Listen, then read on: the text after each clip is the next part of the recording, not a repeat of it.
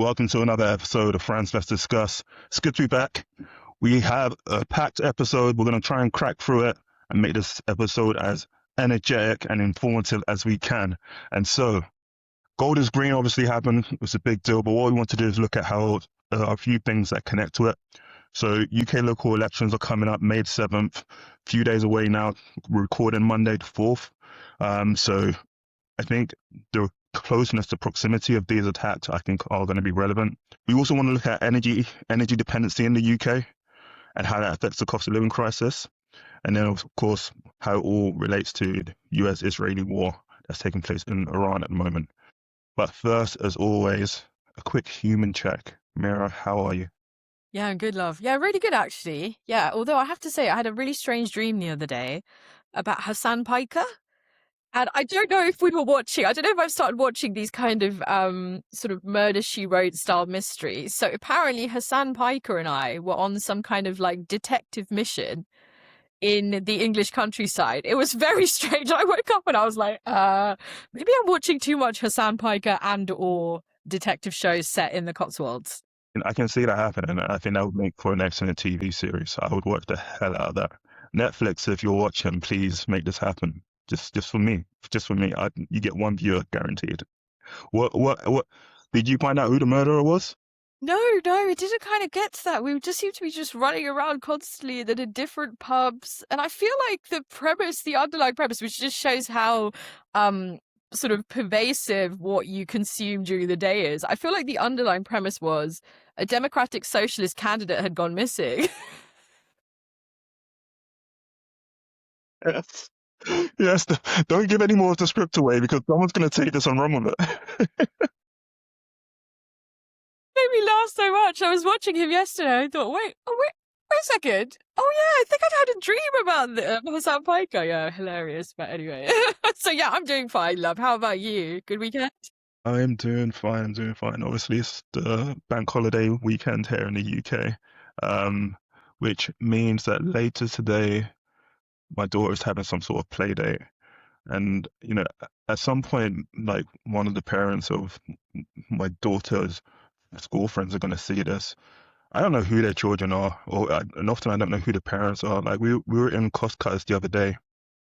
Thank God the child was still in her school uniform. She said hello to my daughter, and my daughter said hello back. And I didn't know if it was a mum I had already met before, or it was the first time I had met the mum. I had my sunglasses on though, so I was just gave the polite smile, but then I came back and I checked with my wife. I was like, is this someone that I should know or someone that I don't know? Like, tell me, what type of relationship do we have with this family? And thankfully, it's a new girl, so it's not someone I'm really supposed to know at this stage. But Phew. I might need to put like Polaroid photos on the wall and like names and identities and just when you have the string that connects everyone together, I might have to start doing that so I know what's going on. But yeah, there's Like a a little murder mystery, like a TikTok detective. and coming back to this whole detective theme of today. So yeah, we'll see. I mean, like I said, there's a play date later today. Often the way the play dates go is that the mum brings over the child and the mums, just talk and the kids play, and I just stay in a room. And I'm playing hip hop music and I'm like trying to play the non-explicit version, and then I get annoyed by not actually hearing the words that I want to hear. And so then I play the words that I do want to hear, and then the child knocks at the door. I'm like, oh shit, turn that down. But I think today, like, the dad might be coming, so I don't know if it means I have to like do small talk with the dad or, just still pretend that I'm not here. I'm weighing up which I'm going to do. Yeah, I'm thinking it's probably the former, to be honest with you. No need to let me get away. Like, my wife would just be like, no, come and speak to the dad and That's speak to the it. Yeah, I family. feel like your missus would kill you. We'll see. My brother-in-law does the same thing, love. He hides out with his headphones when my niece has a play date. It's super entertaining. Yeah. Like, and that's the thing, like, obviously, as a girl dad, you're like, okay, there's not really much I can do here. And it'd be weird if I was that interested in other people's children. So, like, I feel like this is the default. Like, this is how you should be. But I don't know if the world would look differently upon me. Do you know what I mean? Fair enough. Yeah, it's kind of a hard line, isn't it, really? It's a tricky one. A tricky one. But, as long as my daughter's Damn it. happy, right? That's the main thing, It's love. the main thing. Always, always. Exactly. All right. Well, I'm glad you're well. Shall we get into it? I think for us, the Gold Green attack, as we're calling it, was probably the major news event that took place. A lot of things came out from that, and I guess what would be the most sensible thing to do, and feel free to correct me if you feel differently, is to try and lay out the broad facts as has been reported at this point, and then build out from there. Does that feel like the right way to go about it? Yeah, definitely. So the attack happened on Wednesday of last week. So what we know is that a man who has a history of mental health issues and serious violence initially attacked what we're assuming was his friend, someone he knew for 20 plus years. And that attack took place in Southwark, South London. He then travelled to North London to Golders Green, an area which I guess is fair to say is densely populated by people of the Jewish community. He lunged at one man with a knife and cut his throat, and the man was bleeding quite seriously but has survived. And then, in a similar fashion, went for another guy a few moments later, and then ultimately he was apprehended by the police, who two police officers fired tasers at him. He fell to the ground. He was still holding the knife, being told to let go of the knife.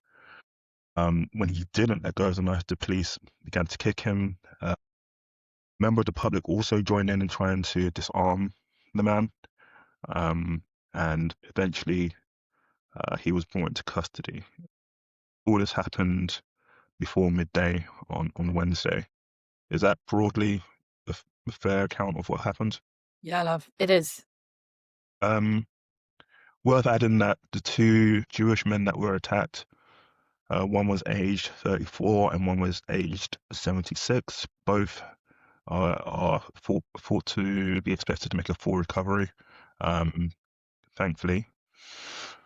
As a result, a lot of people have labeled this as a anti-Semitic attack, and the UK terror threat level was increased. And I believe on Sunday, the man was charged with 3 counts of attempted murder. There's been lots of protests as a result, and a lot of people have come out to say that actually, these anti-Semitic attacks were on the rise in the UK and were inevitable, and there hasn't been enough protection for the Jewish community. I think it's probably worth adding also that while a lot of people have felt like the Jewish community haven't been properly protected, you've had people like Zach Polanski come out and say that the way the police disarmed the man by kicking him whilst he was on the ground was excessive use of force. And other people have pushed back on that and sort of said, actually, protecting the Jewish community was the greatest priority of the police in that instance. Is that a fair summation of everything that took place, all the major points? Yeah. I think initially when the news initially came out, there was only 2 victims of the attack that were covered by the press in Golders Green. And it was only, I'd say, probably a good couple of days later before the 3rd victim was identified, when the police brought charges on that Sunday, I think you said. I think, and again, because of the way it was handled in the press, again, the theories and the pushback starts, because, is it an anti-Semitic attack if the Muslim friend of this perpetrator wasn't mentioned? So that's obviously one thing. The second thing, yes, for sure, Zach Polanski, essentially he retweeted something on X, which basically was a critique of how the police had perhaps used excessive violence in that situation. I saw him yesterday on, I think it was, oh God, that absolute bellend, Trevor Phillips, I think he's on Sky or something, that interview. And he said, look, I hold my hands up. I shouldn't have done that. I should have instead expressed my concerns directly to the police commissioner. I've got a meeting with him now. That would have been a much better way to handle it. I hold my hands up and say, obviously, sharing something on X wasn't the right thing to do. So fair enough. You don't credit to him for shouting, for saying essentially that. The other pieces, which again, I think, oh God, it's so emotional, this whole piece, right? Because then the day after this happened, Keir Starmer immediately pledged £25 million to providing additional safety for Jewish people, particularly, I think, in Golders Green or perhaps other areas of similar ilk. The UK threat level, as you say, was really increased to severe. And he came out with this mad speech, honestly. And I find myself like, it's really rare for me to feel like I want to commit violence because I'm a pacifist. But I was watching that speech just like,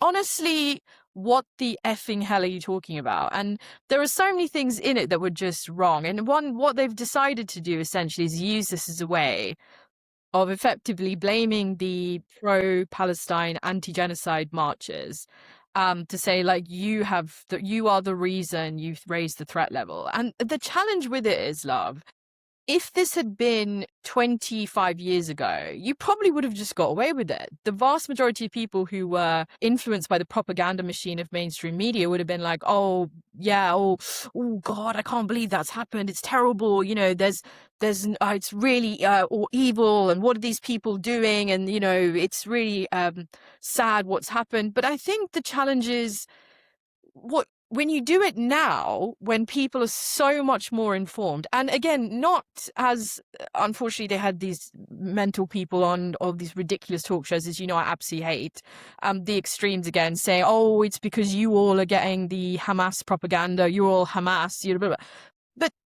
But all you do is just further alienate people who really are just trying to educate this. And again, the vast majority of people on these marches, from the images that I've seen, people like you and me, are just British people who are empathetic, some of whom are religious and have been raised with kindness, tolerance, peace, and love, who see the violence being perpetrated against the Palestinian people in front of our eyes and are just saying, listen, why are we supporting this? Like, this is wrong. Like, why are we supporting it?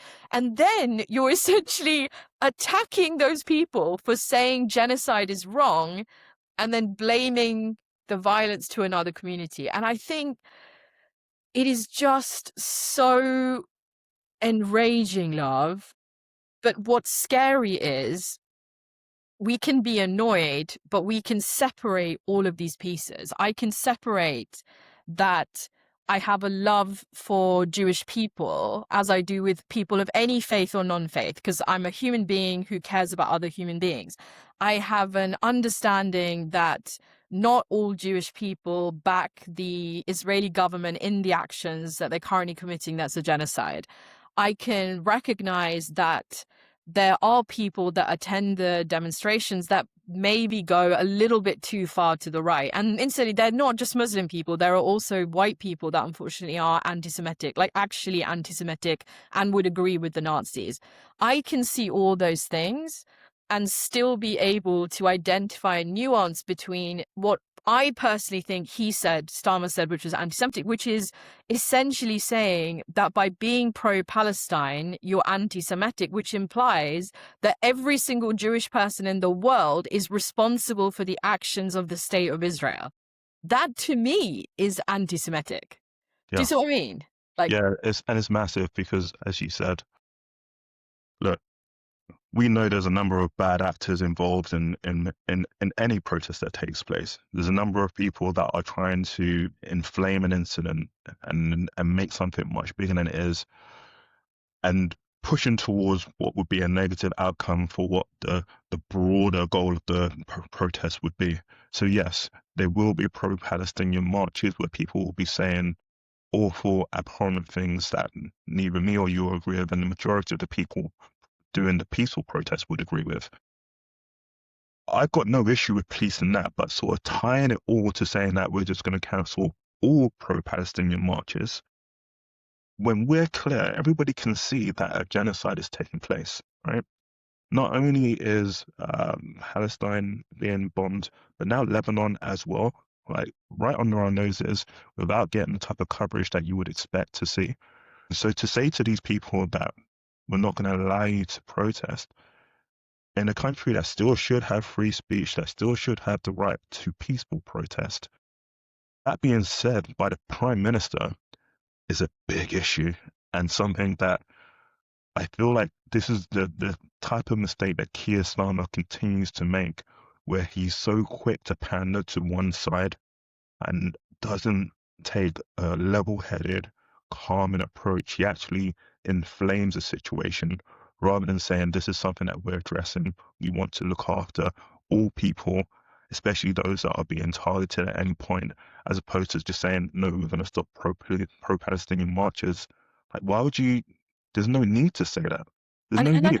it doesn't make sense. And again, part of the problem I think as well is because when the Black Lives Matters protest happened in America post George Floyd, right, the same narrative was pushed by a lot of the right-wing media. Oh, they're violent. Look at the looting. Look at the violence. The police was so heavy-handed. But actually then when the post-mortem happened afterwards, and the papers obviously barely covered it, but I was reading it, 97% of those protests were peaceful. Only 3% of those people took advantage of the situation and did some looting and caused some criminal damage, etc., etc. Is that what we're saying? Firstly, is that what we're saying now, where the 3% effectively represent like everything? Like, that's mad. The second thing I think, love, is I agree with you. He's just so crap at this. Like, he's so freaking bad. And every time I try to think, like, maybe, like, you know, could he do it? And then he does something like this, and I'm just like, bruh, get the F off the stage, because you are so unbelievably bad at this. What he should have said was, there is no excuse for this attack. We understand, but the police investigation is currently ongoing, that we suspect this is anti-Semitism. That is not acceptable.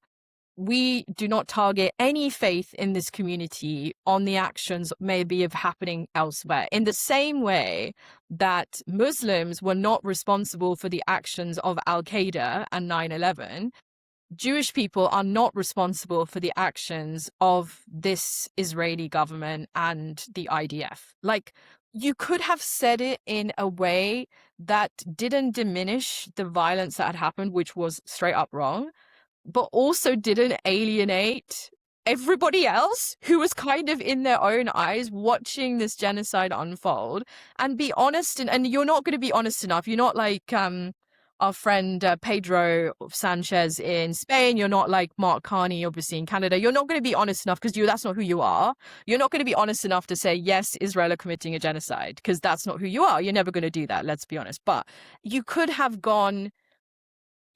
just done it in any other way except this. Honest, it's rare. Like I said, I'm a pacifist. It's very rare for me to genuinely want to throw something at the television. I was so close, and I was just like, it's an expensive TV, so I'm just going to leave it. Yeah, there's a real inability for Keir Starmer to thread the needle, you know, and I think it's one of those rare qualities that perhaps we don't appreciate as much as we should. And maybe it's not something that most politicians go into public life thinking that that's what they need to hone. But if you're going to be the mouthpiece of the nation, you can't say something like that and it not land in the right way. And so we're not in an age where you can just control what's being shown in the newspaper to the extent that you were able to maybe 40, 50 years ago. People can see a genocide taking place. We can see Gaza has been flattened. We can see that Lebanon is being attacked. And so to say that you can't have a pro-Palestinian march, and bear in mind, pro-Palestine doesn't mean anti-Jew, Exactly. right? And I think that's the distinction where they're conflating the two. Yes. unnecessarily, right? And dangerously. And It's it's caused insidious. more problems, right? And so really what we need is someone that actually dampens the flames. And instead he's throwing petrol on it, which is nuts to me. And as close as we are to these UK local elections, as we spoke about last week, some people will use this up as an opportunity to make a protest vote. When I looked at the predictions for the area that I'm in, we're currently a Conservative borough. It's looking like Reform are going to win by a slight majority. So, I'm in the position where, like, if everything was equal, I probably would have voted for the Liberal Democrats. I know I can't risk splitting the vote and placing that vote there. It's going to have to be a Conservative vote to avoid Reform, or actually hope that we avoid Reform taking a seat in this local council.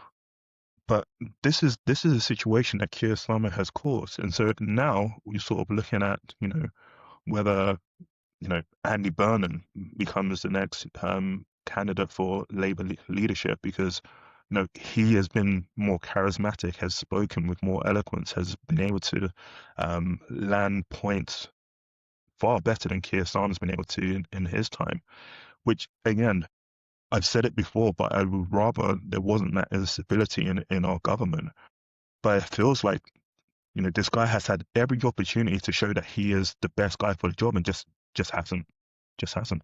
He just hasn't love. And and the things you can forgive the dullness and the delivery if what's saying, and I think this is the piece, and I can't speak for everyone, of course, just the sense that I get is what people are desperate to connect to with politicians is a degree of authenticity, like, or even just truth. Now, I struggle, like, Farage gives you the impression of it, but obviously he just constantly lies, right? And I think, again, even Zach Polanski, you probably noticed in the last week in particular, they have been coming after him. The mainstream media, other politicians, everyone jumped on him for retweeting something on X.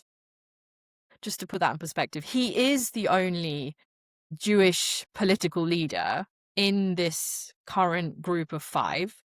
It is wild to accuse him of anti-Semitism, which again, in and of itself, is just insane, right? As a thing, I just don't. It doesn't make any sense.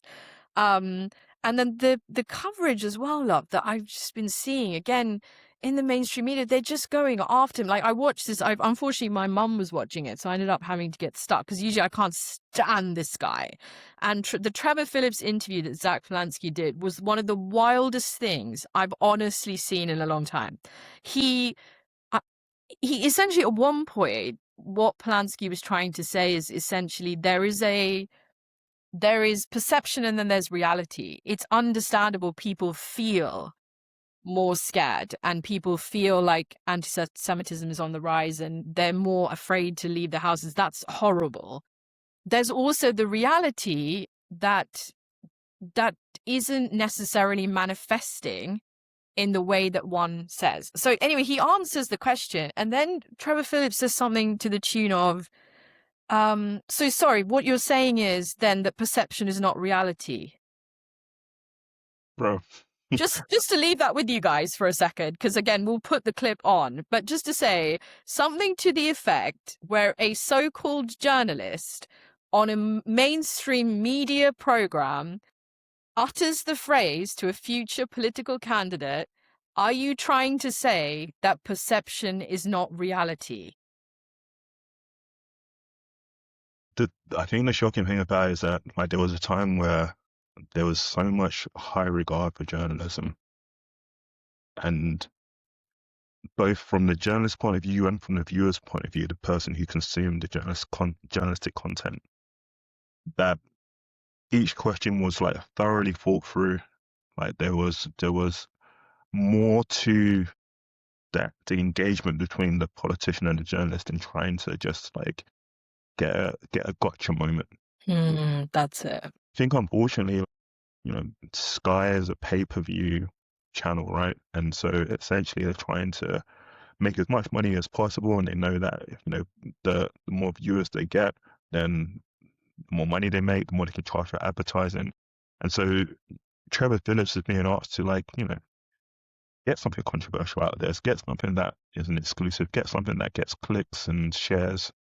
And the clicks and shares are a bigger metric than the truth at the moment, you know. And this is a scary time that we're living in, and this is something that we all have to negotiate, right? This is something that we all have to deal with. It's like when we're consuming content, the people on one end are less concerned about the responsibility of giving a fair and accurate representation of what's going on, and more interested in driving engagement. Like engagement is king at the moment, which is a scary place to live when there's a war going on.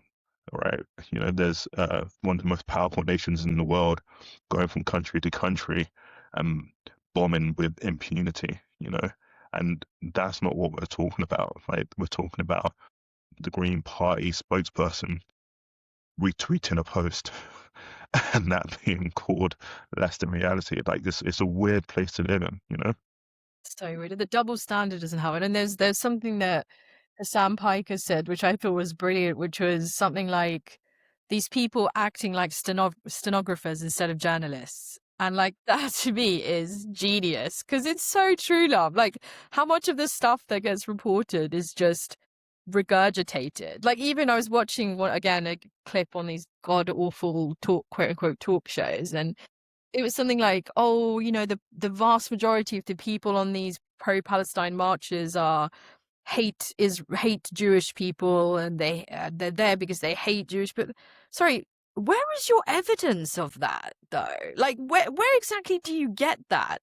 And I think this is where, like, even, you know, someone as far back as Jeremy Corbyn, who instantly, you know, I am still got a lot to learn. I will hold my hands up to be very uneducated about the extremely complex history of Israel and Palestine, but I'm trying to learn more and more. But up until probably about 5 years ago, or even 3 years ago, I genuinely thought, like most of the British public, that the Palestinians were the aggressors and that the Israelis were the ones who were oppressed, because that's what we were brought up with. That's what we were taught and we were told over and over and over again, and how the wording and the words and the type of framing that was used in the press was always to that extent. And it's just, I think it's just because once your eyes are opened, it's very difficult to go back, love. It's one of the frustrations I have, like the way history was taught Yeah. at, you know, GCSE level. I don't know if they still do GCSEs these days. It's probably called something else. I don't. But like it was such a dull, boring class, and I really struggled with history. It was just not interesting. Same. Where if you actually look at modern history, it's so interesting, so informative as to why we are where we are today. And it feels like if we had taught it properly, we could avoid so many of the complex literally taking place today, because everybody would have a great understanding.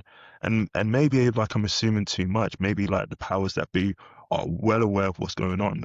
But for the voting public, for the average person in a democracy, to not understand modern history. And I'm not talking about ancient history, because obviously, you know, the Palestinians are being referred to in biblical texts, so, you know, like several thousand years ago, right? But modern history of Palestine, like there's a book you're reading. I don't know if you want to briefly talk about it, or I know you're about to start reading Let's it. start it. Yeah, because even something simple like that, like to Fabian's point, I'm just about to start reading The Future is Peace, by an Israeli gentleman and a Palestinian gentleman who are peace activists, effectively, and both had suffered under the occupation and October the 7th. But honestly, like I just sort of flipped, just because I'm reading Cuckoo Land at the moment by Tom Burgess, which is amazing. But anyway, I flipped a bit. And I showed Fabian the first 2 pages they've got is a land map of Palestine and Israel when it was under the British Mandate, so pre-1945, after the NABCA in 1947, when the United Nations, effectively the lines had to be kind of redrawn. And then 1967, obviously after the horrific offense attack by Israel then, and then where they sort, and not even where they sort of are now, because that's obviously, it's even worse now than it was. But again, like, it's just such a fascinating visualization, which sort of captures, pardon me, what a lot of the people who are now educated about this situation are trying to say. Like the history is such that when there had been migration, as I understand it, even as much earlier the 1930s with the pogroms, obviously in Eastern Europe, and Jewish people being forced out there and severe violence, they moved into Palestine. So British Mandate Palestine. As I understand it, there were tensions, but ultimately the Arabs and Jews live side by side. But as with anything, like with exactly what's happening in the UK right now, with 100,000 asylum seekers, there were tensions. People were like, wait a second, there's all these new people are coming in, like what's going on? Like, do we have enough, etc. And then obviously after the Second World War, large influx of Jewish people came in. In the meantime, the British, under the Balfour Declaration, has essentially given away Palestinian land to the Israelis, to what then became the Israeli state. Sorry, pardon me. Anyway, so then fast forward, and then Israel starts, it's attacking its neighbors, supposedly under defense or preemptive action or whatever it's called. More and more land gets taken. In the Nakba in 1947, at least 800,000 Palestinians were expelled from their home. So when we say expelled from their home, just to put it into context, right, love? This is like saying that a load of Syrian refugees came to Kent and basically went to homes in Kent, knocked on the door, turfed out the people who were living there, changed the locks, and took over their houses. So just to put it into context, right? Like, I am not here to, again, let's say that I understand fully all of this, but to me, would we have found that acceptable ourselves if that had happened to us? Like, we don't even like people coming here who are staying in shitty asylum hotels and want to just work and contribute to the country. We don't even like that. So anyway, so that's that. And then obviously, throughout the various histories and attacks, and then it's very complicated essentially. And the thing that strikes me with your point around history, love, is I think it was really important because we learn a lot about the Holocaust, right, and World War II at school. It is really important that that was done because the whole point of learning about these human stains, the fact that humanity can do these kind of evil things, is so that we don't repeat it again. So you understand how did we get to that situation where so many normal German people, pardon me, were complicit in this atrocity? How did we get to the situation where the Pol Pot and the Khmer Rouge were able to kill so many Cambodians, massacre, genocide, so many Cambodians, Milosevic in Yugoslavia? Instantly going back, the genocide that was committed against the Native Americans, that is very rarely talked about as well, by the way. But the whole point is never again means never again for anyone.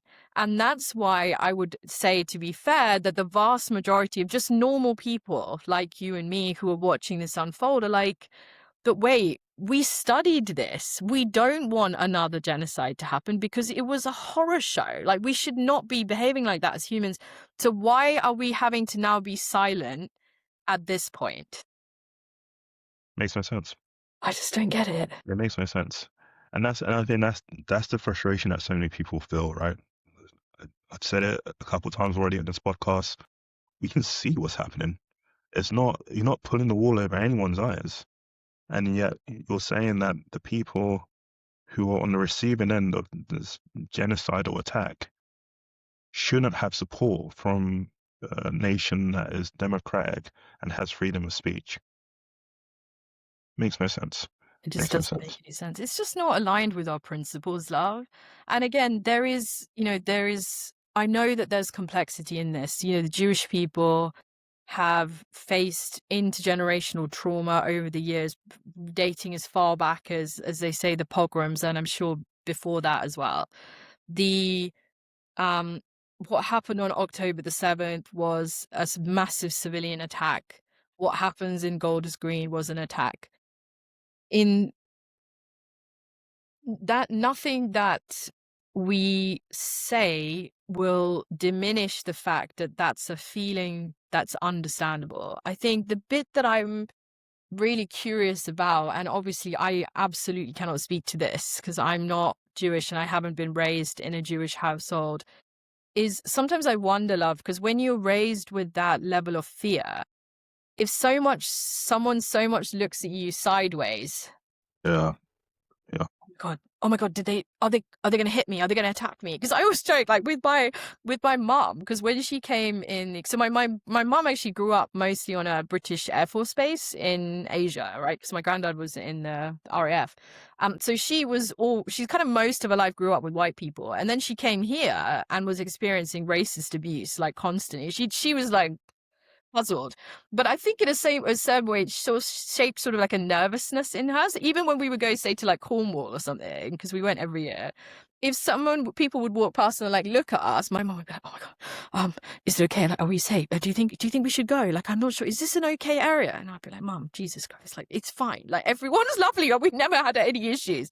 But I wonder at that, and it's not to diminish the history, love, or the persecution. I'm not saying that. I'm just wondering if, like, especially when you come out the back of the Second World War and that horror that was experienced and the trauma, like we talk about trauma, right?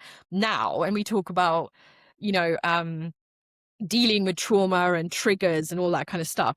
So like even when you go from what is a very, very, very white country where you've experienced all of this trauma, and then you go into a country that isn't, frankly, it isn't your own country, right? You're going there. You may have had a historic connection, you feel, to the land through your religion, etc. But ultimately it's still a new place, right? It's not your place. You have to get acclimatized. It's a new climate. You're surrounded now by all of these brown people that have a different religion to you. And then is it that then? Like you just come with this trauma, this trigger state, and then you're looking like someone looks at you sideways and you're like, oh shit, oh my God. Everyone's trying to, I don't know. Like, am I just infantilizing it? Am I being unfair? I don't think you're being unfair at all. And I think one of the things that, again, I'm still learning is that like the the makeup of Jews is broad, right? And so we, I guess, are more familiar with like European and European looking Jews, whereas there are Arab Jews that exist and have lived across the, you know, Arabian Peninsula for millennia. And so, like when we talk about Jews, it's actually a much more complex thing than just the Jews that you know were were experiencing this abhorrent thing during the Holocaust. Like it's a much broader thing. So yeah, it's not a case of like all Jews look like European Jews. Some Jews will look like, you know, brown Arabs, as we're sort of more familiar with seeing. You know, there's Jewish communities in, you know, East Africa, and they look like me, you know, and they still claim Jewish descent. It's a weird thing, and it's again something that we probably to our, I guess, failing know too little about. It's something that we say on this podcast all the time, is that, you know, do your own research and find out for yourself, because unfortunately no one's going to just give it all to you. No one's just going to break it all down for you. And so Exactly. there's work to be done for all of us to try and understand what's going on and make sense of it. Um, I, I know we spoke briefly about, I guess, through messages. I don't know where this ends, where the conclusion is for this. It feels like, you know, we spoke about the two-state solution, whether or not that was viable, and I think we had slightly different takes on it, but it's just unfortunate that this doesn't feel like this has um, a conclusion that we will see in my lifetime. It doesn't feel like that's going to be on the horizon anytime soon. Yeah, I think it's tricky. And I think to go back, love, like as I understand it, the ideology of Netanyahu's right-wing cabinet is one of Zionism. And one of the core principles of Zionism is that they believe that that land was given to them by God, I guess 2000 or so years ago. So they believe that they have a God-given right to that land and to take it by any means necessary, which is why when you look at the internal polling within Israel, actually there is still positive reinforcement for the actions that Netanyahu's government is taking in its actions on Gaza and the West Bank. Not 100%, but obviously over 50% essentially.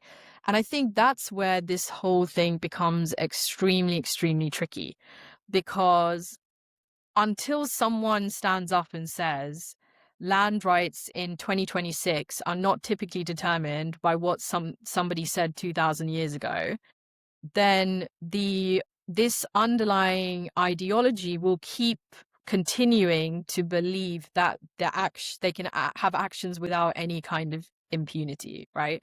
And what I feel sad about with the Palestinian people is they haven't just been experiencing this at the hands of the Zionists who have this ideology, but they've also been left by all of the Arab states surrounding them. I think the only exception is Iran and Turkey, that have tried to support them. And then obviously Hezbollah in Lebanon as well, who instantly were only created after the first invasion of Lebanon in the first place. So again, that's another part of the history in there as well.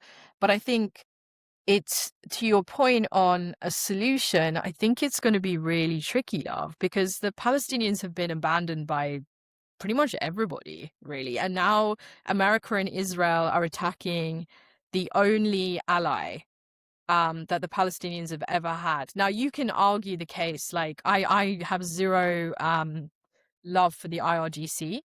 Like I say, I'm a pacifist. Like, I don't really want any war, to be honest. I think it's mad. And the reason I think the Americans are so keen on it is because they have a war machine that is extremely profitable off the back of it. But the challenge is, like, in a dream scenario, there would be a two-state solution. And then you rightly asked me the question, but Miz, are you trying to tell me that these people have to live side by side with the people that committed genocide against them? That's a great question.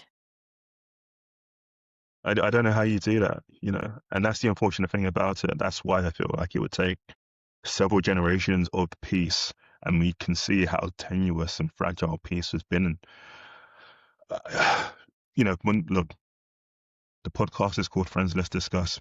We're only discussing. We're not in the position where we can actually make any difference to this, but hopefully, having this discussion in a democratic country can help to inform decision-making processes that do affect government policies in the future. I think one of the things for me is, like, a lot of this seems to be a second-order effect of the need to have energy and oil and other types of fuel. And that feels like US's motivation for going after Iran is some sort of oil play. And that seems to be also why the US has gone after Venezuela. We've also seen recently that Venezuela and Guyana are in some sort of dispute over oil, with Guyana having recently found, I think it was sort of 2018, they found that they had a large amount of oil. But Venezuela are now like, well, maybe that oil should be ours. So there's this weird thing going on where if we weren't so dependent on these fossil fuels, maybe there would be a lot more peace in the world. Like, maybe if we had No. renewable energy, like, because all of this, like, if you think about all the major wars that the US has been involved in, a lot of it seems to have been related to oil. Like, am I off? I love your optimism on that, love. But as again, to your point, I mean, history was taught to us terribly. But I'm trying to learn more about history, and to me, unfortunately, the human race just seems to find different reasons to hate on each other and fight each other. Like, even slavery was a man-made concept. Like, what is it that they say?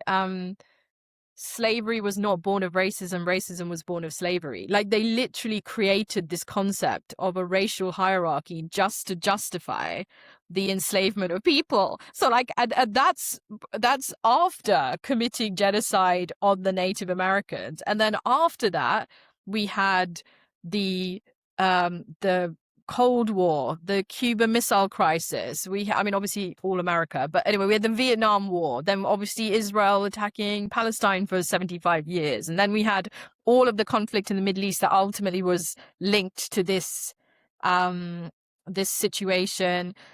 I just don't know. I think oil is a primary motivator of American dominance, but I don't think that having renewables will make us more peaceful. I think the challenge is in much of capitalism, because there's so much wealth in military action. There are too many people with a vested interest to continue the fighting and the conflict. Do you know what I mean, love? I think it's interesting. So I guess when slavery is an interesting topic because I think slavery, often when we talk about slavery, we only think about the transatlantic slave trade, and that was almost the most evil version of slavery that has ever been seen, which is why it sort of stands so clearly in the minds of so many people. One of the books I read, The Silk Road, Peter Frankopan, it was in that book where he spoke about the word slavery coming from Slavic. And so at that time, the Slavic people were thought to be the best slaves to own. And so in much of Rome, you would say, you know, if I want a slave, it's going to be a Slavic person. And so that was a very normal process. And there's a number of instances of slaves in different parts of the world having different levels of rights within the society that they're in. And so slaves were a commodity, and you can sort of understand that it was just a cheap workforce in a similar way to where even today there are we kind of export the workforce to countries where their economy is worse, and so we can charge less for the same output, right? It's just a different way that we leverage the economy. So it's one of those things where it's like that was a very useful commodity and highly valuable, and so people with greater force took advantage of it. And I think it's a similar sort of thing today, where with energy being such a major requirement, and part of that being related to the drive to have AI dominance, especially in the US, but also in other parts of the world. What you're seeing is that the people in Trump's ear, a lot of them are tech leaders, whether it be, you know, your Elon Musk, whether it be your Mark Sam Altman, Zuckerberg Mark or Zuckerberg, yeah. Jeff Bezos, whoever it is, they're all Mm. tech leaders, and a lot of what they're doing is making money as a result of the AI boom, right? Whether it's by making chips, whether it's by having LLMs, whether it's by doing, you know, cloud computing, all of that is driving the US economy, and such a massive driver that if you took, you know, the top 7 tech stocks out of the US economy, it would look terrible, right?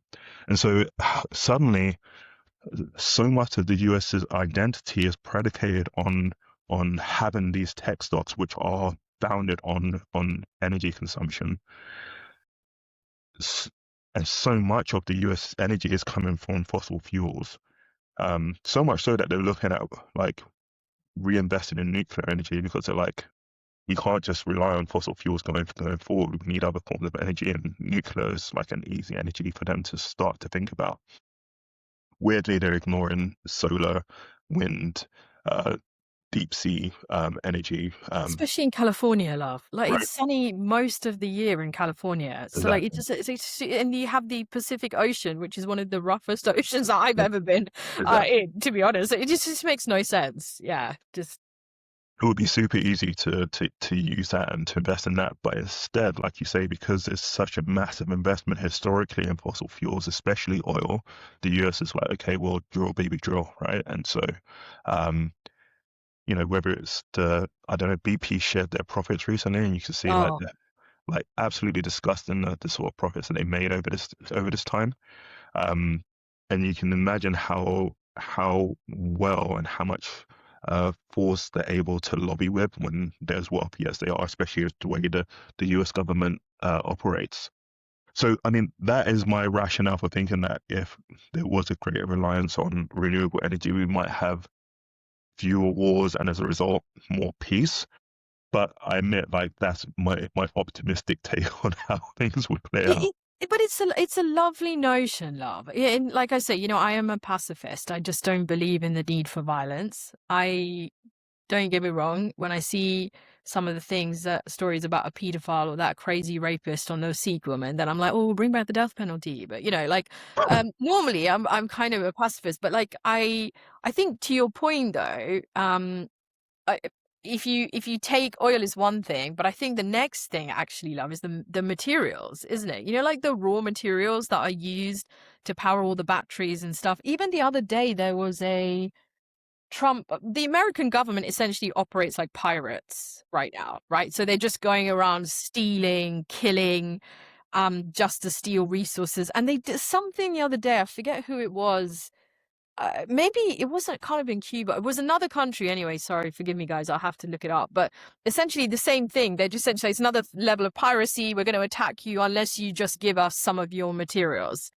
So like the tech companies, and again, Silicon Valley, like typically the ideology was, you know, peace, love, freedom. You know, this is the California that was used to be there. And now these are the guys that are happily complicit in facilitating a genocide, i.e. Palantir. You can share that story. Happily complicit in bribery and corruption, i.e. Apple giving $100 million to the ballroom. Happily complicit in the increasing dictatorship of the American government, all supported by these guys like OpenAI and Bezos, as he said. And there'll always be something, love, because people desperately want to be the top. Like, I feel like apparently as human nature, we just somebody needs to be dominant and oppress people. Like, I don't know is that just in our psyche or something? I don't know. So slight divergence, just because of Yeah. my like weird topics of interest, is that I don't know if you've like looked into the actual history of piracy at all. No, because obviously the pirates that we're familiar with are just like the guys that are criminals that are on boats and they're stealing things and pillaging and raping whatever, whatever. But if you look into pirates, and I only know this from listening to like one podcast, so please do your own research. um, Pirates, some of them, it was actually quite like a mixed bunch. So Sir Francis Drake technically was a pirate, and he had effectively a license to pirate from the Queen. And so a lot of these people were out on the high seas doing things that were like effectively undercover operations ordained by the king and queen at the time. And so whilst we're all sort of really used to pirates just being complete villains, some of them were like, you know, legitimately pirating.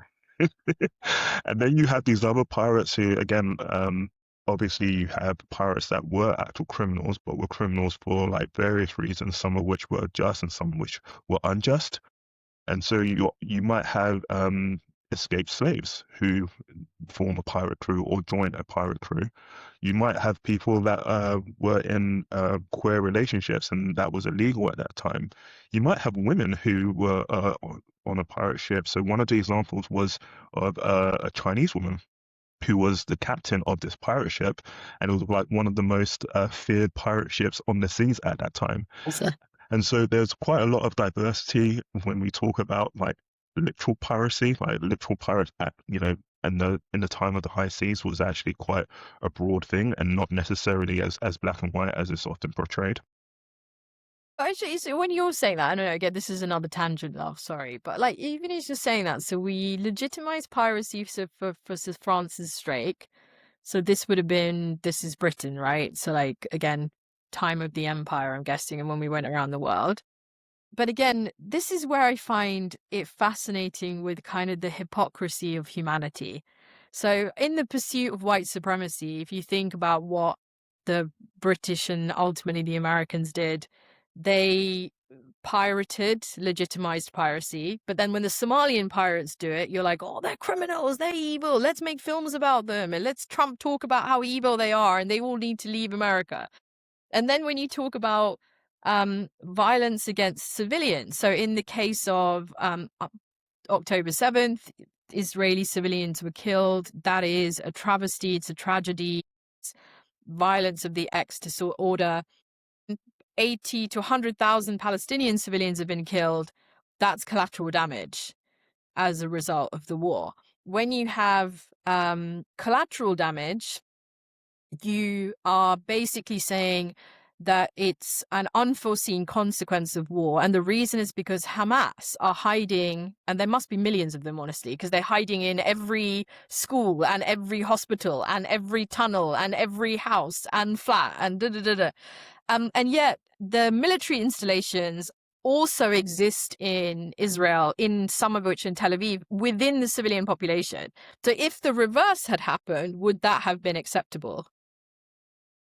I'm going to guess no. International law has to apply to everybody else, particularly if you're brown or people of color. But if you're a white supremacist country, then international law doesn't really apply to you, and you can kind of just do what you want, and everybody should just be okay with it. Yeah, yeah, yeah. And do you know what I mean? Like, We just we wrote the law, but we didn't mean it to apply to us. exactly. It's just you people with your dark skin.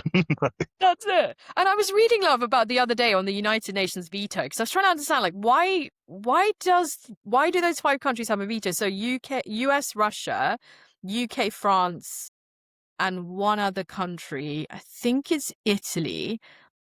Those were the ones that essentially needed to come together to agree, because supposedly they're the ones that won the Second World War, and that's why they had the right to a veto. The idea being that they were the people that were the good people that essentially took us out of the nightmare that was the war, and therefore they can be the kind of paragons of upholding this international order.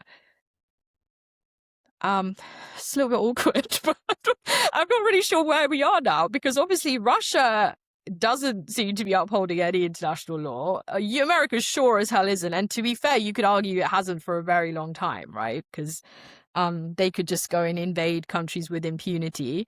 The UK is just passive because we are so beholden to so many other countries that we don't really have a point of view ourselves. And God knows under Starmer, who's the biggest wishy-washy weather vane, like there isn't one. And then the other two, like, I don't know, like France is just struggling with shit internally because its economy is struggling because of all of its major issues. I don't know, love, like is that what we invited another 160 countries, I think, to join the United Nations, and then we largely ignore what they say? How is this a realistic body that's going to kind of govern what is, inverted commas, right for humanity when it operates in this way? It's an unsettling thing to think about, isn't it? Because it came together with such good intentions, Exactly. such like good virtues, and somehow over the time it's just eroded away to the point where you're like, I wouldn't trust any of these people with my pet cat, let alone with the safety of the world. Yes, unsettling thought just to land on. Um, Look, the last thing we want to sort of talk about, and we can be fairly brief on this, was just how all of what we've spoken about is impacting the cost of living. And one of the things that came out, um, I think it was as soon as this morning, was that food prices are set to rise by 50% since the start of the cost of living crisis, which was thought to have started in 2021. But a 50% increase in food prices. I mean, I don't know if you go, I mean, we enjoy going out to eat. Like, it's so expensive to go out to eat at the moment. Expensive. Like, one of my biggest frustrations about eating out in London is how everything is small plates, and each of the small plates costs what it used to cost for a full size plate. Yeah. And they're like, hey, yeah, we recommend you order 3 small plates each. You're like, what the you're just fleecing me at this point. Like, what am I doing? And like I say, like, obviously, we mentioned it previously, I was in Portugal a few weeks ago. And the south of Portugal is a beautiful place to go. It's the only place in Portugal I've been, but it is stunning. But you go to like, a local roadside restaurant, and you get like a generous, delicious meal for the price of like, I don't know, I think most of the places we went, you could get like a full meal for like 15 euros. So a meal and a drink, and like a full size, like I couldn't get over how cost effective it was. Like, and it's good food. I'm like, how are they doing this? I don't get a But laugh. it's just normal for them. Like we're the ones getting fleeced. So I I I often say this, but we get so worked up about little things. We're actually these bigger events taking place in the world are what's really causing us to struggle and actually feel this discomfort that we're all experiencing at the moment. And we really need to be focused on that. It affects it was the same thing in southern Spain when we went, love. Like, we were blown away. I think we had 2 bottles of wine between the 3 of us and a load of tapas, and it came to, like, £18 each. And we looked, because we couldn't really speak Spanish well, so we were trying to use Translate. So we looked at the bill and we were like, "Oh my God, did they miss something out? Like, are we sure that they included everything?" I don't know why. Why is it so expensive here, though? And then I I don't think get it's it. like it's this weird thing where I guess as a nation we don't produce that much, we import a lot. And so I can only assume that we need to just buy local more.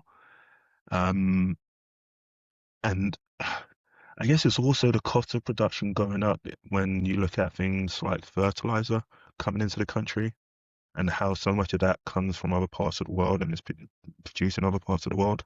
But they don't use it either, love. So, like, in Spain and Portugal, like, how do they do it so cheap? Well, and I can only assume it's because they're part of the EU, right? And Oh, yeah, of course. that Like, yeah, the usual. that thing. 2,000, I was just saying, I was reading an article the other day, £2,000 per household. They're probably, I'm guessing, I think it's about 40 million households in the UK. That's like £80 billion or something crazy that we've lost since Brexit. And It's this is absolutely insane. And again, they were talking about the cost of going back into the EU being like 1 billion a year, which is a massive number. But when you compare it to, the 80 billion, you're like, oh, it's well worth it. Is well worth it. And when you think about the social care bill and stuff that we spend, we're spending like $1 trillion on pensions and the NHS. So, like, in the grand scheme of things, like, that's nothing. If the return, the thing with the thing, this is Telegraph, right? The thing is, what they do is they only show you one side. But, as a finance person, when you consider an investment case, 1 billion versus how much you're going to generate off of that 1 billion. Like, how many small businesses are now going to be able to trade seamlessly? Avoid the checks. Maybe our food feels fresher. It's just not sitting in a truck for 3 weeks at the bloody border. And the thing is, love, I try to buy local. So I do, but the thing is, I recognize I am buying largely for myself. Yeah, Because the others in my family are vegetarians. So I'm the only one who buys meat, right, from the right, farm. right. But it's really It's expensive, expensive. love. Like, one British chicken breast costs £5 for one. That's Now, I insane. buy it because it's delicious and Yeah. I like to support British where I can. But I recognize that if you're a family of 4 or your family of 3, love, how on earth can you afford that? That's like 15 quid just for the chicken on your plate for a meal. Like we're doing okay in terms of money, and like I still look at the Sainsbury's shop, and when I shop, I look at like the cost per kilo, the cost per whatever, and like there was like so there was a packet of soup mix, right? And it's just a packet. You add it to your vegetables, your chicken, whatever you're making, and it had like the cost per kilo for this packet of soup of like £34. I was like, I'm not buying that soup. I don't need that flavor. You see, like the actual cost was like, I don't know, £1.50. But when you look at the cost per weight and you're like, this doesn't make sense. Like, what? Why would I? Why would I do that? I don't need. I'll just have bland food. Like, I don't need it to be that well flavored. And so Seriously. it's this weird thing where even someone who arguably is in like the middle class category, I hate saying that because I'm sort of proud of my working class heritage. But if I'm the sort of person who's now looking at the cost per kilo of things I buy, I can 100%. only imagine what people further down the economic scale are having to do, Yeah. you know? And it is crazy because when you think about it relatively, so, like, even, so I know the restaurants are kind of complaining about the costs and stuff, and I get it because obviously they're impacted by the food cost increases, the minimum wage is slightly increased, obviously then the employers' national insurance contributions is increased. And obviously the landlords hiked up the rents. Obviously, again, that never really made a huge amount of sense to me. And I think the thing I was thinking about the other day, love, is because the challenge with capitalism is the point of every participant in capitalism is to try and not just make profit, but to increase their profit year over year, right? And therefore, the only way that you can do that is by selling more stuff, increasing your prices, or reducing your costs, which typically tend to be people, so fire people or whatever. But the challenge is in this system, right? Because I was reading about house building and how house building's gotten more expensive. But in this system, if every single component company has to follow that methodology, isn't that why things just keep increasing? Right? Because you were saying on a different podcast, like the price goes up, but it never comes back down again. Yeah, that comes better. Yeah. And that's what I was thinking, like, even if your guy is making your bricks is like, oh shit, I only made 10K profit last year, I've got to make 20K, so let me increase my price. And then the guy who makes the cement, obviously the landowners, don't even get me started on land because I'm just going to go crazy. But anyway, the land, people who own the land, whatever they charge, the landlords, whatever, the selling the land, whatever, the councils are then trying to make money because they obviously are strapped for cash at the moment.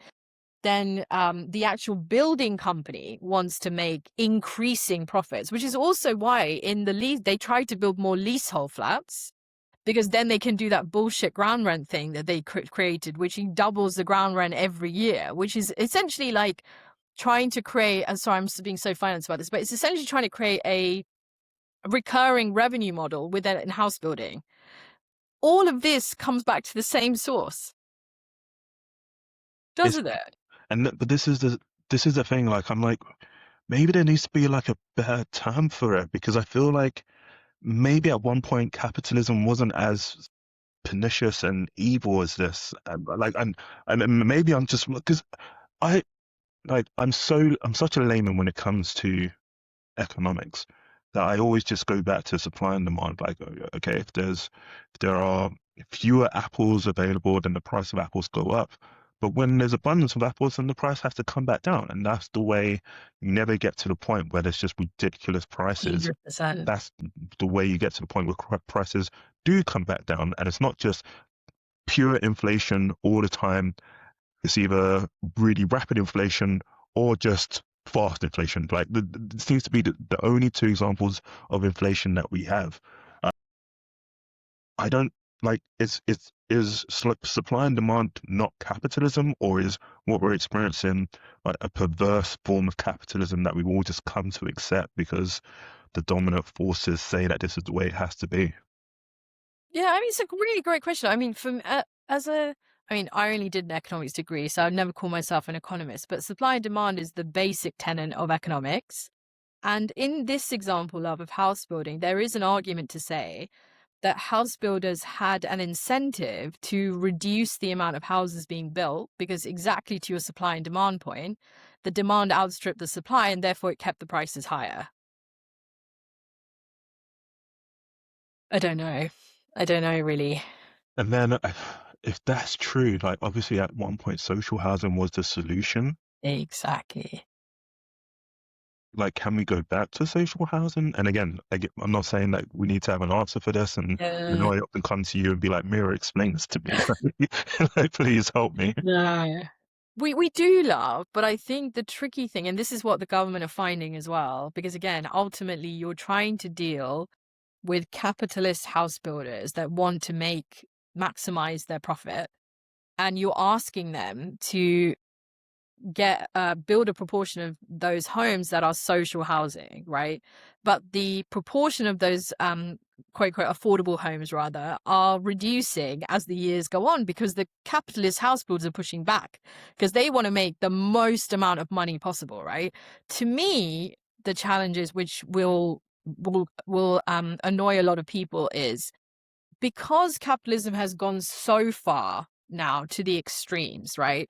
You cannot That's like asking a serial killer to adopt some children and take care of them. Like that's insane. Like you'd never do that. Do you know what I mean? Like it doesn't make any sense. So to me, I think the only solution, which I think is what Mamdani to a certain extent is trying to do in New York, right, is for the government to take ownership of it. And unfortunately we haven't yet found a good way of managing this, but a government building company that builds social housing. By building the social housing, you are increasing the stock of housing, will help to meet the demand, which would help to bring overall prices down. It also then creates affordable housing for people that actually need to live in it. And as you know, I'm hugely passionate about providing affordable housing or subsidized housing for police officers and like any public sector worker, like police officers, national health workers, all the people like bin men, all the people that do the public services, although I suppose that's been privatized now. But anyway, but I think that is in reality, love, is the solution. But the challenge is that the privatization hasn't worked, as we've seen with water and all of the trains and all of that. It's been an absolute shit show because, again, to your point, it's very pernicious capitalism now. It's wealth extraction without any sense of responsibility or social responsibility. But government has also been wildly inefficient as well. So that's why people get nervous when you say government. My question is, are there not many of us that work within the capitalist structure that don't want to work in it anymore, to the extent that why wouldn't we set these things up? Take the experience of people who've worked in the private sector and have them working under government in creating these enterprises and these ventures that build the social housing, for example. Do you know what I mean? Like, is there a compromise to be had? I think they used to call them something before when it was like public-private partnership. But because the only other way to do this, love, is for a revolution where the vast majority of people whose capital is exploited turn around and say, this isn't acceptable anymore, and it has to force a conscience into the capitalists. Essentially, you have to force the social conscience. You have to force that sense of responsibility. And the reason that they're not doing it is because allegedly corrupt people like Trump are running things right now, and he doesn't give an F about anybody except growing him and his family's wealth. That's it. That's his singular goal and motivation. That's it.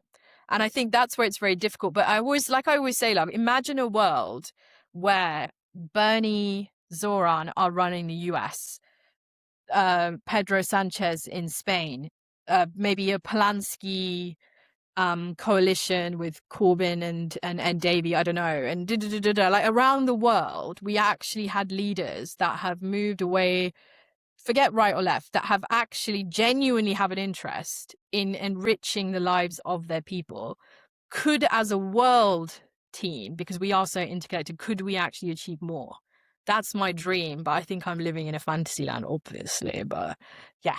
I love that dream, and I will vote for you to be UK Prime Minister and make this dream a reality. Mate, do you know what? Do you know how to realize that I could never do it? Because I watched Trevor Phillips yesterday and thought Zach Polanski handled himself so well. I think I might have punched him. And again, I say that as a pacifist. Like, just looked at him like, bruh, seriously, you're being ridiculous. I would have just walked off. Like, this is stupid. Honestly. I would get my vote. I'd be like, oh, he's amazing. This is exactly what we need in politics. All right, we are coming to the end of this podcast, and because I just love it, I'm going to inject comments into this final section. And I don't know if you've had a chance to look, but there are a few comments that I'm going to try and just read to you and get your hot reaction whilst we're recording right now. So the first comment was posted an hour ago. So literally just as we started recording. So this was on our short, was it a short? It was actually one of our longer clips. And it says, just remember, folks, the local issues are just a precursor to bigger things and active policies. However, illegal and uncontrolled immigration to the UK affects everybody. And that's in response to our UK elections protest vote versus local benefit video. So, but okay, okay, fine. So firstly, the local councils don't have any say when it comes to immigration policy. So if your argument is illegal and uncontrolled immigration, they have zero remit, respectfully, on that. That's set at a government level. And actually, genuinely, your local, and I'm sure you know this, but your local council are responsible for your bin collection and your parks and your streets and your potholes, all of the things that actually affect us day to day, which is why we were both saying, like, it's understandable to get a protest vote, but actually, please don't, because actually this shit affects you on a day-to-day basis, right? The second thing is illegal and uncontrolled immigration are two different things. Illegal immigration is where people are seeking to come here without official approval to be here. So if you want to come to the UK, certain passport holders can without a visa. Other people have to get a visa to come here, right? These people that you're potentially referring to are people who maybe come here without those papers, but it is not illegal to claim asylum. So that's one thing. The second thing on uncontrolled immigration, we've never had uncontrolled immigration. Like, we've literally, this whole thing on the right about open borders is absolute bollocks. Forgive my language. We've never had it. You could never just rock up one day, get on a flight and land in England and be like, hey, I'm here. Like, that's never happened. What has happened is that because of Brexit, a lot of the Europeans went away that were helping to support, particularly the hospitality industry, the care, the national health services, etc.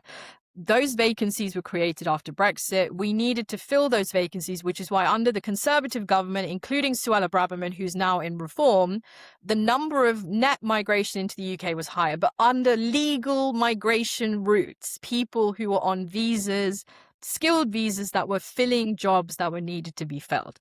So, like, if your argument is you don't want people to come and claim asylum, respectfully, you will never be able to stop that. Reform are lying to you because people are so desperate, they will find ways to better their lives and find safety. You will never, never, never stop that. You could decide to be the kind of person that wants to firebomb dinghies in the British Channel. You could be that person, but I would really ask you to look at yourself and think, is that really who we are? The other side of the equation is we do have vacancies. So if you don't want the migration to come in, which instantly will be zero this year, by the way, because we've had a lot less people wanting to come now because of the kind of draconian approach the Labour government have taken, then you also have to accept that you have a national health service that won't function properly because there will be delays because you just don't have enough people. Your elderly mother, if she goes into a care home, won't be taken care of as diligently because there's not enough staff to be able to look after her. When you go into a restaurant, it's going to be more expensive to eat out because you don't have this flow of young people that are happy to just fly in and just love to live in the city or the country and just happy to take like £15 an hour because they just want to get the experience. You're not going to have that. So it's fine to say you don't want it, but you have to recognize that there are trade-offs to it. That's all. Brilliantly put. Worth adding that the UK and France struck a new deal to stop small boats, and the cost of that to UK is going to be £662 million. So if you're worried about the cost of people coming into the country, maybe you should also worry about the cost of trying to keep people out of the country, because it's 662 million. Like, how the fuck? It's nuts. It's absolutely nuts. All right, there are a couple more comments. I'm gonna maybe try and do two together. So this person commented twice on our full-length podcast. So clearly someone really engaged. I think you'll find these comments interesting. Oh no. Is that like the English interesting when we mean like interesting? 100%. It's the English interesting. Yeah. So the first comment was 100,000 immigrants. Are you joking or just lying? England is full of millions of non-Europeans. And then wait for the second comment. The NHS started in 1948/49. It isn't just what England is. England has been around a lot longer. So clearly, for me, someone that is pushing for the NHS to be phased out and have an England without the NHS, because it only started in 1949 and there was an England prior to that, which is like trying to just keep it together. But I'm happy for you to respond first because I may not be able to articulate myself well. Yeah, so fact checks. We did fact check. So 100,000 asylum seekers at the end of 2025 from the Office of National Statistics data, which obviously tracks all of this. So please do go and check. You don't have to believe us. Like, you can obviously, please do check this yourself. Non-Europeans, yes, I understand the dog whistle. That means not white. And yes, there are, so 86% of the UK population is classified as white. The rest is actually not non-white, but the rest would not identify as white English. So that would be people like Fabian and myself, who are English, but ethnically brown or black. There are people who are mixed race, so are half white, half another ethnicity. There are people that are mixed ethnicities, and then people that perhaps don't identify as white English, but white other, effectively, which is another category. But again, all on the census data for the 2021 census data with the 97% participation rate, which is a UK legally binding census that everybody has to complete. Completed in 2021. Please do go and check the Office of National Statistics, and you can validate, obviously, our figures as well. Non-European, non-white. I honestly, love, I don't know how you change that, to be honest with you, because I don't really understand why it's difficult to understand that we are born and raised here. A lot of us are second or third generation here. We attended the same schools as you. We attended the same universities. We work side by side. We live side by side. We know nothing else. Ethnically, my parents originally are from Sri Lanka and Malaysia. I have zero connection to Sri Lanka, unfortunately. I have family in Malaysia, but the Malaysian government consider me English British. They do not think I am Malaysian. So there is nowhere for me to go. And neither will I, because this is my country and I bleed English. You may not like it, but that's just the truth, love. I'm very sorry to tell you, that's just the truth. The National Health Service, again, please do go back and read why Bevan created it in the first place. But if you look at English society, particularly for those who are in the working classes, pre-1948, people died because they couldn't get access to the right healthcare and conditions that would save their lives. That's why the NHS is free at the point of use. The challenge with having something that you've been super lucky to live with for so long is that you in your lifetime will never know what it was like to not have it. And the only other thing I could recommend to you is, aside from obviously learning the history of the National Health Service, which I would like to educate myself more on, is look at other countries that have an insurance-based system, like America. The Americans are begging for a national health style system because just to give birth to a child, for example, say if this person has kids, it costs $20,000 to $30,000 in the US to give birth to a child. How much does that cost you in the NHS?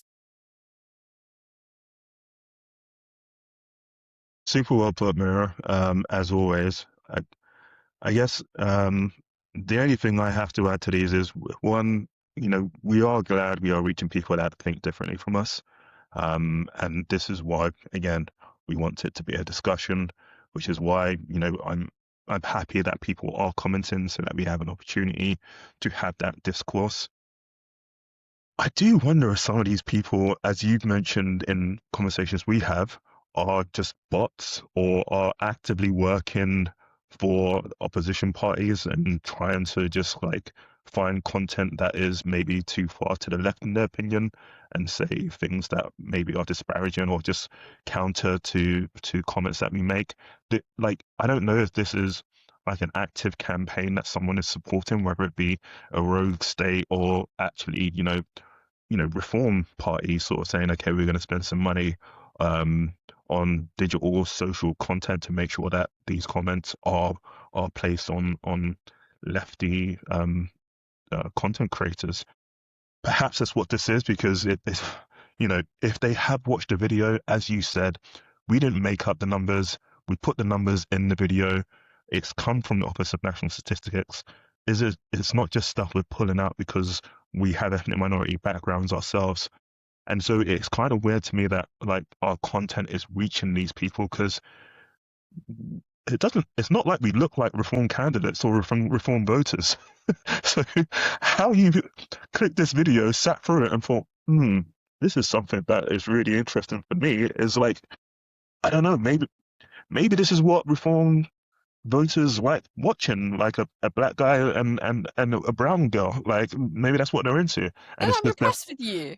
I'm impressed with them, honestly. Like the fact that you even, I mean, sat through us waffling on when perhaps, I mean, ideologically, maybe you're just a middle of the road reform voter. I don't know, but I mean, respect to you for giving us, taking opportunity to listen to us. We really appreciate it. and genuinely we really are trying to reach a wide audience, and so if this is working, then fantastic. um and if you're watching this and you do just like agree with it and are like supportive of the content, then maybe leave a comment as well, just so we know that you're out there and that we're not only reaching people on the right or far right of British politics. It would just be reassuring to know how the algorithm works, and maybe it's just people watching it and just aren't bothered because they're like, yeah, they're right, and I agree with them, and there's nothing more that I need to add to this. Fair So enough. perhaps that's what's going on. But either way, you know, we appreciate your support, however it comes. Yes, yeah, no, we do, and it's great. It's really fascinating, isn't it? Like, and I was thinking a lot, love, because we obviously you and I both follow a lot of really, great journalists, like Zateo, Byline Times. I do read the Guardian, of course, even though it's not perfect. You've got the Telegraph as well, which I think is a really good source of something different. We also follow some really great creators, like even people like I know I talk about Hassan Piker a lot, but Hassan Piker, Zoran Mamdani, Bernie Sanders, some really great people out there. And I agree with you. I think because you agree with them, you're kind of like, oh, yes, great. But again, it provides a point of reassurance that you're not crazy, right? Which is why we set this whole thing up in the first place. Is sometimes it feels like even this week with everything that we just spoke about, with this very sad incident last week, sometimes when stuff is said, you're kind of like, it doesn't make any sense. Like, am I going crazy? So yeah. Anyway, so thank you. This has been an awesome podcast, Mira. Thank you for your time. Thank you for your thoughts. Thank you for your intelligence. I really You love too, speaking love. to You you too. on our Mondays. So thank you. And Thank you. yeah, we will see you all next week, hopefully. Thanks, everyone. See you next week. Bye.